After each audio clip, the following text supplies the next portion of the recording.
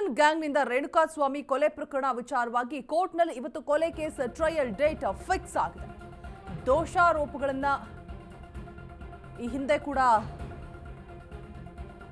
ಏನೆಲ್ಲ ದೋಷಾರೋಪಗಳಿತ್ತು ಎಲ್ಲವನ್ನು ಕೂಡ ಜಡ್ಜ್ ಎಲ್ಲರ ಮುಂದೆ ಕೂಡ ಓದಿ ಹೇಳುವಂತಹ ಕೆಲಸ ಆಗಿತ್ತು. ಎಲ್ಲವನ್ನು ಕೂಡ ತಳ್ಳಿ ಹಾಕಿದ್ರು ಆರೋಪಿಗಳು. ಈಗ ಡಿ ಗ್ಯಾಂಗ್ ನಿರಾಕರಿಸಿರುವಂತಹ ಹಿನ್ನೆಲೆ ಇವತ್ತು ಬೆಳಗ್ಗೆ 64ನೇ ಸಿಸಿಎಚ್ ಕೋರ್ಟ್ನಲ್ಲಿ ಮತ್ತೆ ವಿಚಾರಣೆ ನಡೆಯುತ್ತೆ. ಇವತ್ತು ಸಾಕ್ಷ್ಯ ವಿಚಾರಣೆಗೆ ಡೇಟ್ ನಿಗದಿಪಡಿಸುವಂತಹ ಸಾಧ್ಯತೆ ಕೂಡ ಇದೆ ಅಂತ ಹೇಳಲಾಗ್ತಾ ಇದೆ. ಕೋರ್ಟ್ಗೆ 272 ಸಾಕ್ಷಿಗಳ ಪಟ್ಟಿನ ನೀಡಲಿದೆ ಪ್ರಾಸಿಕ್ಯೂಷನ್.